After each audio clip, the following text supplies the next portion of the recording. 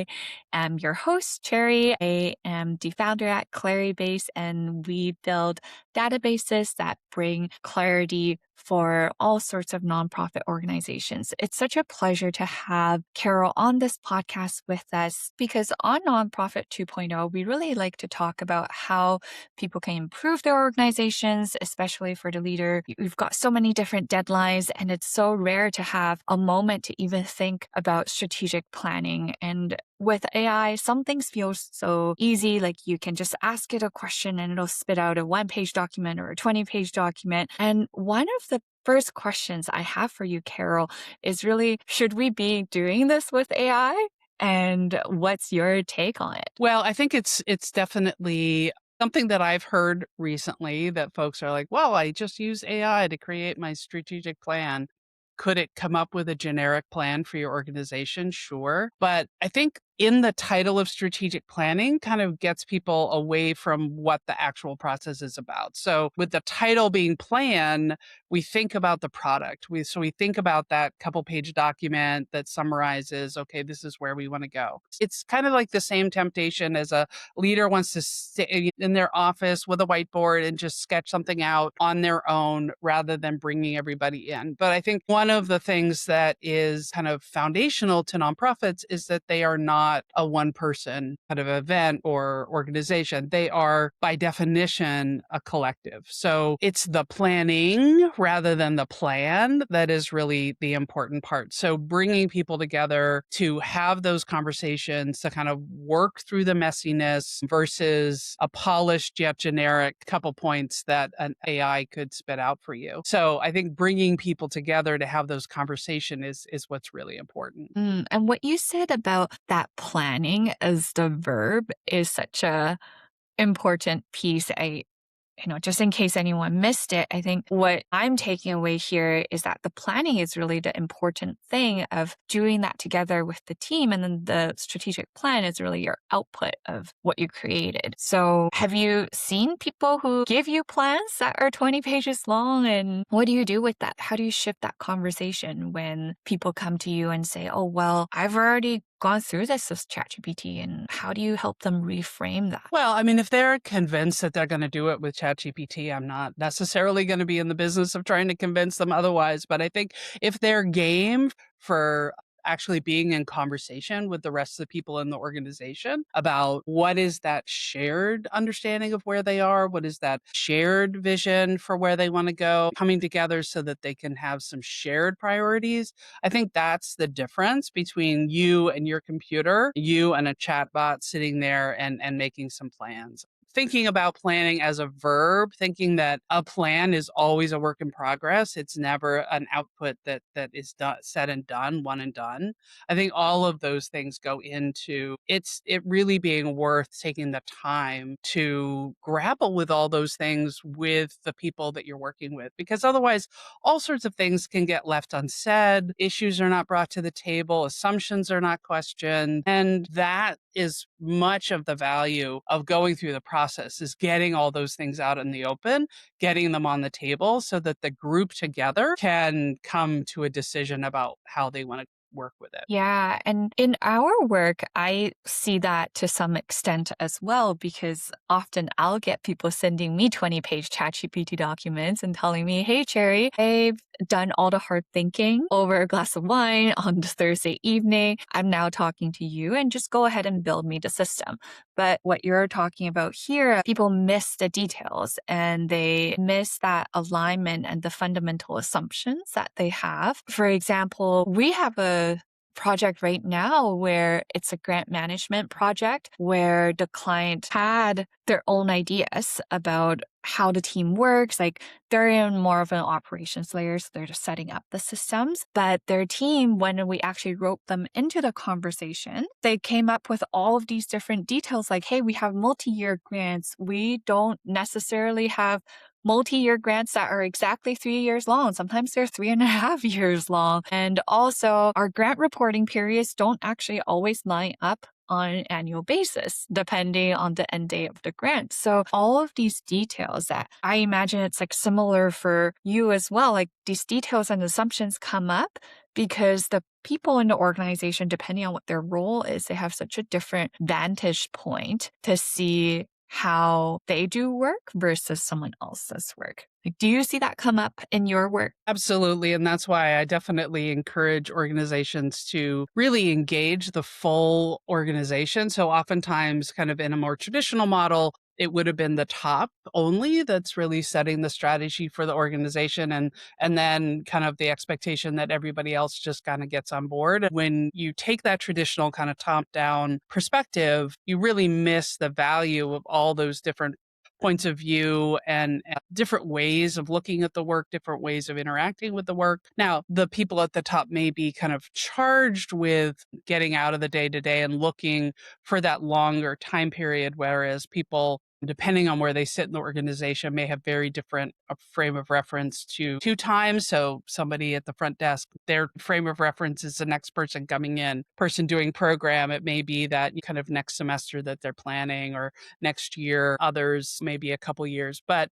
I think that even with that, with a structured conversation, people can bring their perspective, and it makes it a little messier, right? Because so you said, I did the hard thinking over a glass of wine with my AI. I mean, I would posit, and certainly this has been my experience, the more we use AI, the less we're thinking. And so it is a little harder, right? I mean, it's harder to do it as a group project. It can be feel vulnerable to bring everybody in and allow them to have their perspective and share what they're thinking about what's going on. But I do think that the group will be more excited about actually implementing the plan, and it will be a stronger plan because of those conversations. And maybe this is a little selfishly. So we have 10 people on the team, and it's a rare thing for me to think about strategic planning, even on my own, to like make the time for it, let alone like bring in every single team member because we've all got so much work to do. So for someone in my position, and I know I'm not alone in this, like I know our clients are thinking the same thing. How do you shift the mindset of like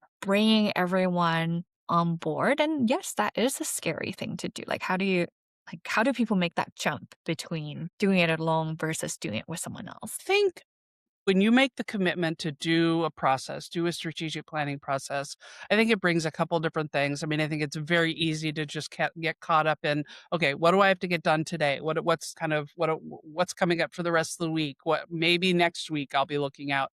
But to actually take the time to step back and look further out, to look beyond the organization. So to be thinking about the wider ecosystem that you're working with, to have the group think about what are beyond just the other organizations that are kind of complementary to your work. What are the bigger trends in the environment that are impacting your work now, or it could be in the future? And so it is an investment. And when you have somebody who's holding the structure, who's saying, okay, we're going to do this thing first and this thing next and this thing next, I think probably kind of like you do with your clients, it helps people be in the conversation. So they're really being able to grapple with what are the implications of these big trends for our organization and our work? What things are going to change versus worrying about, how's the conversation going to happen? What are the topics going to be?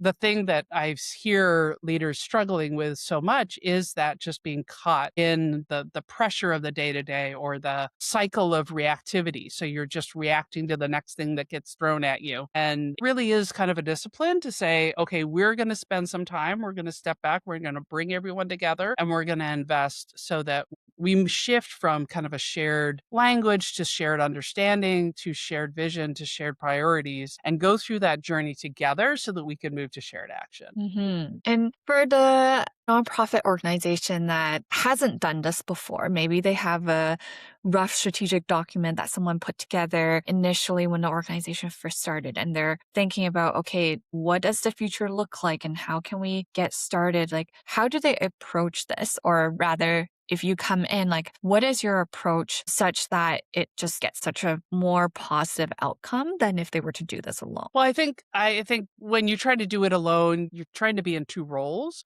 You're trying to be in the conversation and you're trying to lead the conversation.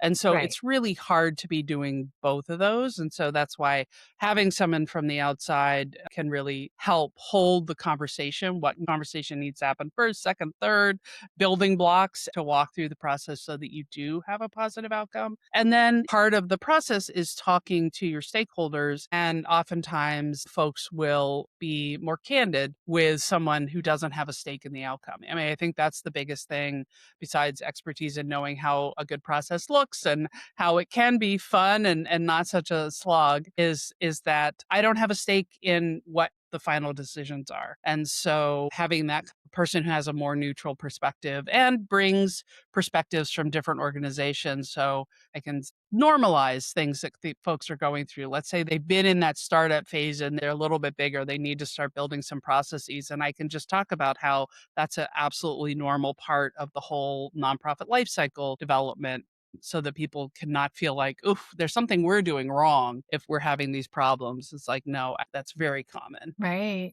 Yeah, and I think there's even for the people on the team, it's like vulnerable for the leadership to like rope in a broader team of people, but also for people on the team, this is their first time or second time, or they're new to this as well. So having a facilitator in that third party kind of just helping people navigate the conversation could just help to ease some nerves. I can totally see what you're saying Yeah, I there. like the phrase navigate the conversation. Give them a roadmap. This is where we're going. These are the things that we're going to be talking about so that we can navigate this together. Yeah. And do you recommend people revisit? I know this is not something that's one and done.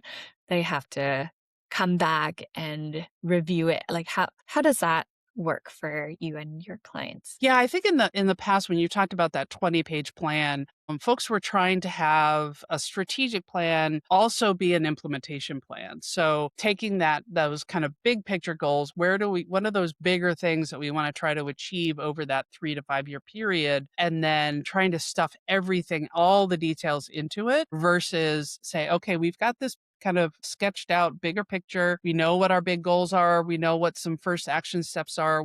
We've identified what does success look like? How are we going to know if we've made some progress? But then break it down and have an implementation plan that really talks about a shorter time period. So, okay, out of that big picture, what are we going to tackle in the next 6 months? And in that, who's going to do what by when? So really having a separate document that really gets into your implementation and chunks it out in shorter timeframes so that you can get into those details. So that's one piece of it. But the other piece is really ensuring, and this is something that I do with all of my clients, is part of the process is actually deciding and defining how are we going to revisit this? Because as I said, plan is always a work in progress. It's never really finished. And so, at what time periods, and this is going to vary by organization. If things are moving very rapidly, it may be that you're looking back at it every quarter, maybe a little bit a longer time period, 6 months. Different groups may integrate it. And it's also looking at what are places that where it naturally fits rather than adding another meeting to your calendar. Like, how can you integrate it into what you're already doing? What have we succeeded in getting done? Yeah.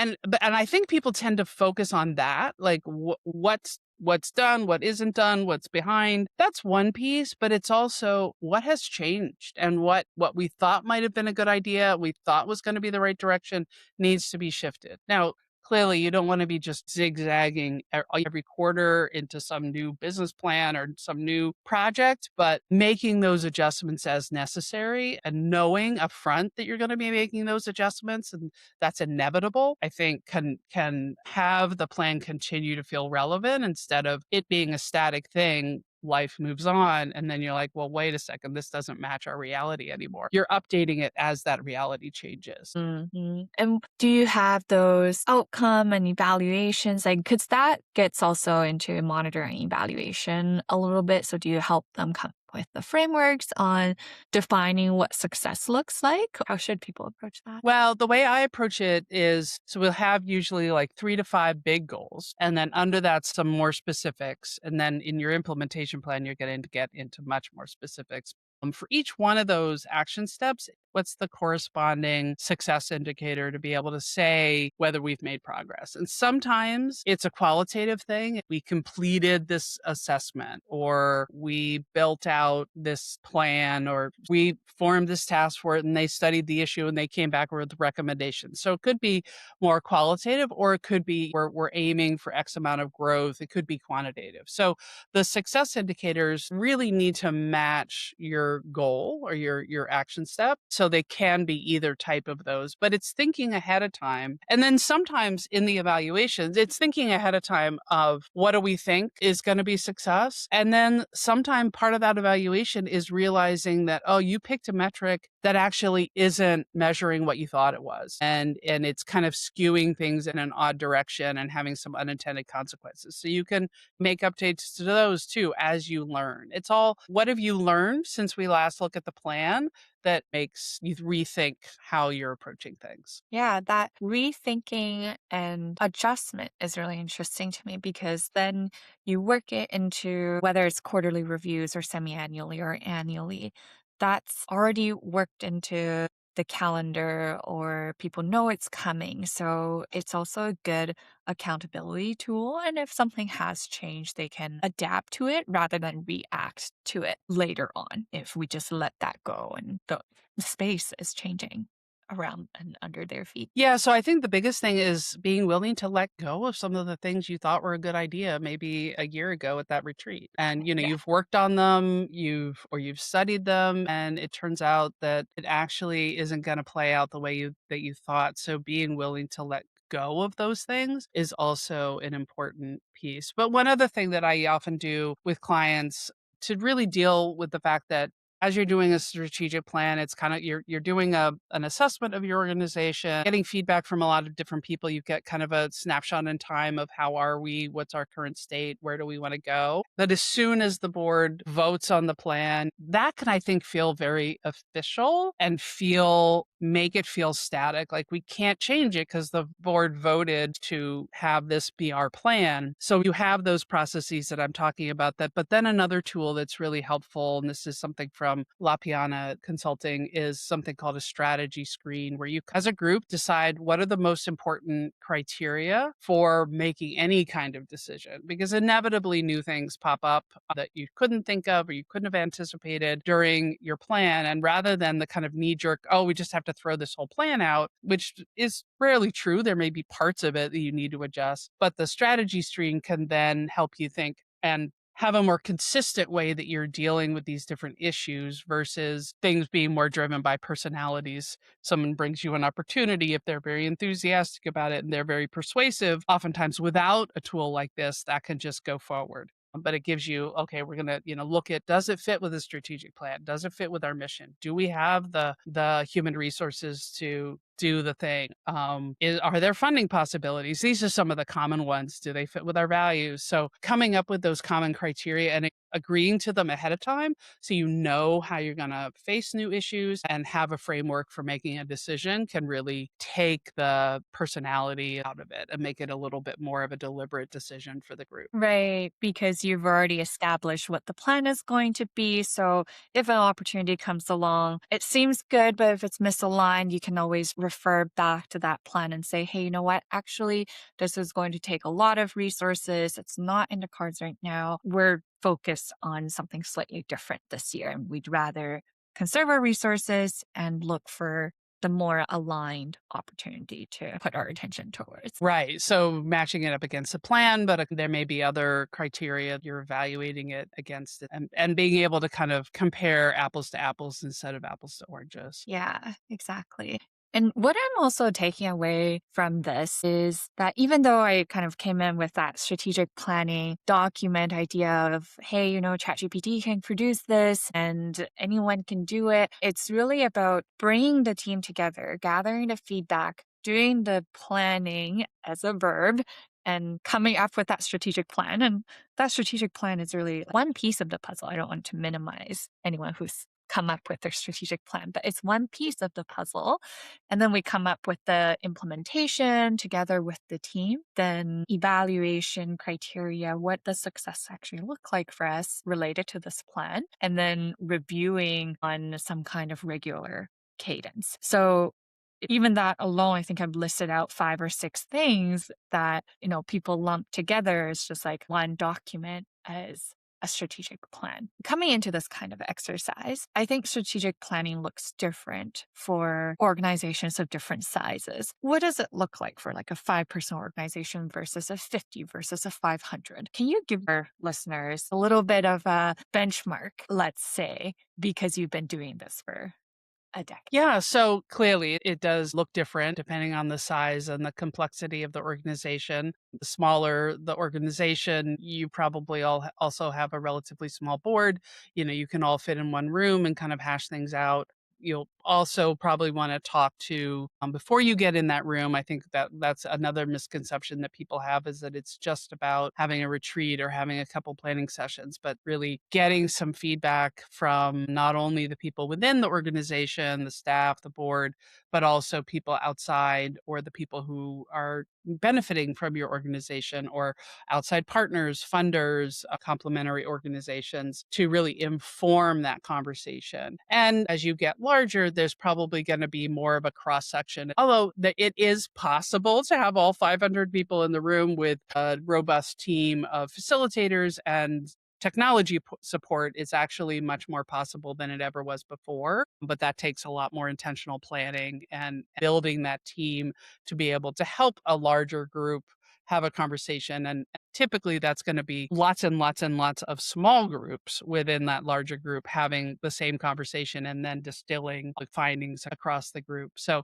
it is possible, but more likely you're going to take kind of a cross section, and it may be that they're invited into different pieces. So I think that's the other thing that leaders get nervous about, is like, oh, we're just opening it up and everybody gets to have a say, and we're not going to be able to come to any kind of decision. So a couple different things that I've observed is, one, there's often more agreement than people are aware of. So they're very focused on the kind of 10-20% that they're not in agreement about, and they forget that actually there's like 80% that there's a lot of agreement around. So focusing in on that. The other thing is, from the very beginning, and as you're kind of setting the stage at the beginning, where you're trying to come to a shared language about what is this process actually going to be, part of it is also who is the final decider, who will be making those decisions. And it won't necessarily be the large group. The large group will have input, but they probably won't be the group that's finessing the wording or coming up with the final polished plan. That'll be a smaller group, and that usually is identified at the beginning. And it's usually the way I do it, the larger group will produce a draft, and then a smaller group takes that, refines it, and then pushes it back out to the big group to get input. But again, being clear from the very beginning who's ultimately going to be making the decision addresses that issue of, we're not going to be able to do everything. We're going to have to make some choices. We're going to have to come to some priorities. So no, not every good idea is going to get in there, but we're going to have space to think them through and talk. Yeah. I'm just thinking back to earlier, you said one person could play 2 roles, but it's hard because they're trying to contribute as well as be that facilitator. But in what you were talking about just now, if there was a facilitator, then leadership doesn't need to be concerned that they have to be the ones handling that 10% of people who do disagree or have too many ideas or have really different ideas to where the organization is going, but also just establishing the ground rules of, the final decisions will be made by A, B, and C persons rather than like they themselves having to communicate that, because that can feel very top down for everyone in the room. Well, oftentimes it will be them actually communicating it. I may be saying, this is a framework and these are the types of issues you want to make sure that you address. But addressing that from the very beginning then helps, as you talked about, ground rules or setting kind of some boundaries around how will this input be used? And I think people are realistic about that. As long as folks don't feel like the leadership is coming in with a set agenda that we're going to go through this whole process and they're just going to do what they want to do anyway, that's a waste of time for everybody, me included. If you, as a leader, have already sketched out exactly what you want to do and you're not open to anyone's feedback, then I definitely counsel don't bother gathering it. So I think it's being realistic. Folks get how organizations work, but also ensuring that you're demonstrating how you're hearing people and how you're using the input and how you're building it in. Yeah. And for our audience who's listening to this and planning to do it themselves or finding a facilitator, how does it become fun? Like, how can it be fun? Well, I mean, for me, having those getting out of the day to day and having those bigger picture conversations, you know, I'll have people do some exercises that really allow their imagination to run wild. And the important part is to balance that kind of imaginative, creative, big picture goal with also some realism. So those two get brought in. I know that I've succeeded with a group when there's a lot of laughter and people are having fun. They come out with that piece with a skit about this imaginary, wonderful future for the organization. But that's not where you end, right? Because if you end there, which I think is a mistake of many plans, it is just kind of overblown and not connected to reality. So you don't want to end there either. You need to bring in, like, okay, so out of all of this, what's our realistic next steps to getting closer to that? And how do we focus in on those? And maybe I'm biased. I enjoy this stuff, so I think it's fun. But when I hear people laughing, I know that they're. And I also often will find the folks usually will have done something like this before, and they have had a pretty negative experience. So I'll ask about it that at the beginning and try to see if I can change their mind by the end. To Yeah. think, no, this was actually I had a really interesting conversation with somebody that I hadn't talked to before. I learned something about them. I learned something about their work. I have a new perspective. I'm reconnected to why I even got involved in this work in the first place. All of those things really make it a meaningful process. That's such a good point because we do get really reactive and just meet that next deadline next week or the week after. So, reconnecting to that purpose of the organization and what we're trying to do as a bigger goal is a really valuable piece to be able to take away from the strategic planning together. That's great. Well, where can people find you? So, as you mentioned, I'm the founder, principal of Grace Social Sector Consulting. So you can find me at gracesocialsector.com. Also on LinkedIn, Carol Hamilton, Grace Social Sector, and the Profit. If you listen to podcasts, come and listen to mine, Nonprofit Mission Impact. Wonderful. Once again, I'm Cherry, your host, and it's been such a pleasure to have you on with us today, Carol. If you're listening to this and you're thinking, wow, this is really awesome, please reach out to Carol. And if you do want some database help with Airtable or just making your processes more efficient, our team at Claribase will be able to help you build some systems that help bring clarity